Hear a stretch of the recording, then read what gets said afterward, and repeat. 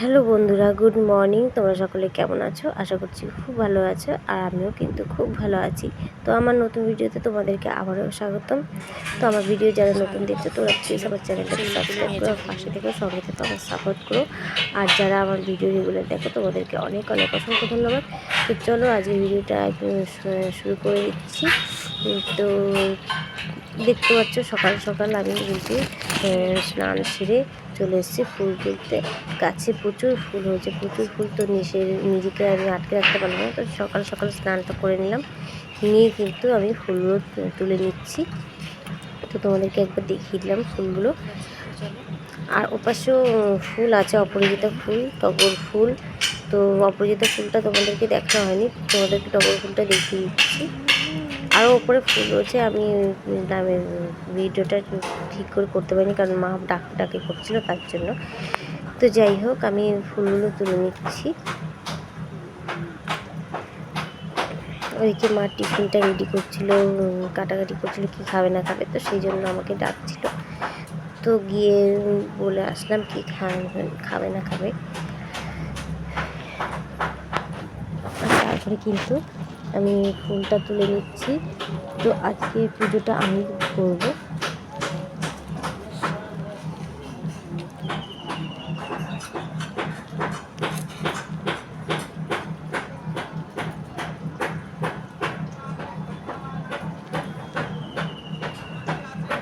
তো আগে আমার শ্বশুরবাড়িতে কিন্তু প্রচুর টগর ফুল হতো, তো প্রচুর প্রচুর, মানে ঘরের পেছন দিকেও একটা গাছ ছিল আমাদের, আর ঘরের সামনে তো দুটো তিনটে গাছ ছিলই।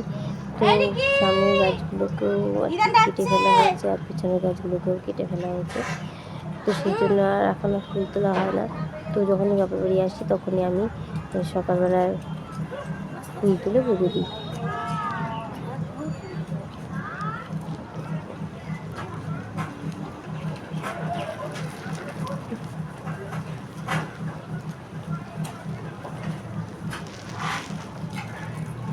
তো চলো ওদেরকে ফুলগুলো দেখিয়ে দিচ্ছি। এই দেখো, প্রচুর প্রচুর ফুল, প্রচুর ফুল দেখতে পাচ্ছ জবা ফুলগুলো। আর এই যে অপরাজিতা ফুল, যেটা তোমাদেরকে দেখাইনি গাছটা, সেই গাছে অপরাজিতা ফুল।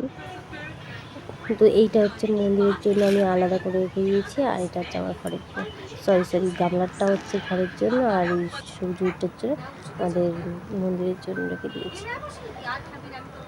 তো চলো আমি কিন্তু দিতে বসে পড়েছি। আর ওইদিকে আমার ছেলেকে আমার বোনজি খাওয়াচ্ছে।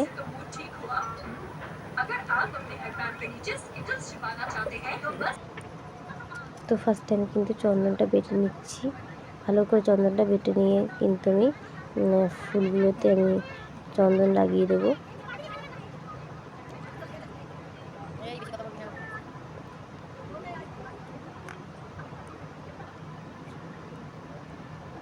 আর তারপরে কিন্তু ঠাকুরটাকে আমি ভালো করে জল ন্যাকড়া করে মুছে নিয়েছি, নিয়ে তারপরে কিন্তু ফুলগুলো সাজিয়ে দিচ্ছি। আর তারপরে কিন্তু আমি শিব ঠাকুরটাকে লাগিয়েছি, লাগিয়ে কিন্তু ভালো করে তোমার ঘি আর মধু দিয়ে ভালো করে স্নান করাবো, পরিষ্কার করে নেবো, স্নান করিয়ে দেবো।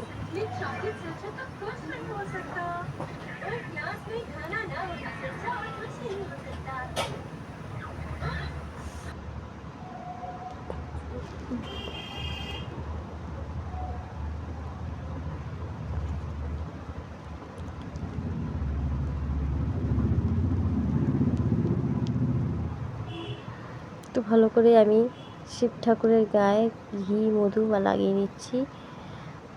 আর শিব ঠাকুরের সঙ্গে যে সাপ রয়েছে, ত্রিশূল রয়েছে, সব কিন্তু আমি ভালো করে ঘি মধু মাখিয়ে নিচ্ছি।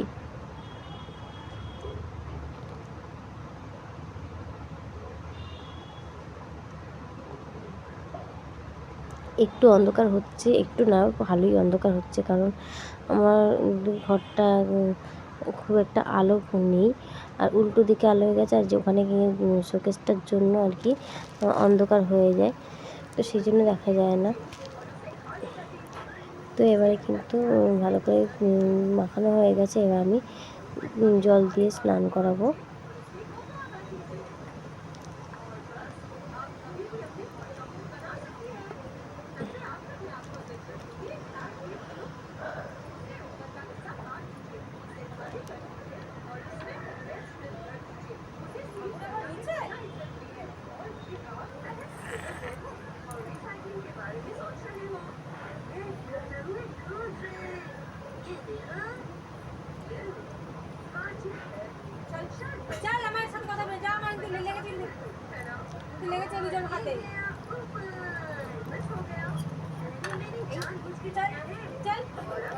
আর এদিকে টিভিরও আওয়াজ হচ্ছে প্রচণ্ড, কারণ সব ঘর এই একটাই ঘরের মধ্যে সব কিছু। বাপের বাড়িতে আসলে একটু হলেও অসুবিধা হয়, কারণ টিভির জন্য, কারণ কোনো কথা বলা যায় না। টিভির আওয়াজটাই যেমন ছেলে এখন দেখছে, তো জোরে জোরে টিভি চালিয়ে দেখছে, তো সেই জন্য অসুবিধাই হয় টিভির জন্য।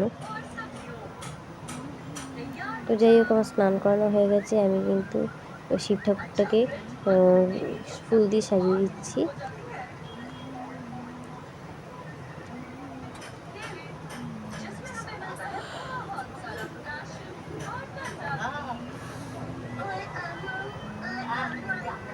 তো কেমন হয়েছে একটু কমেন্টে জানাবে, কেমন সাজিয়েছি একটু কমেন্টে জানাবে তোমরা।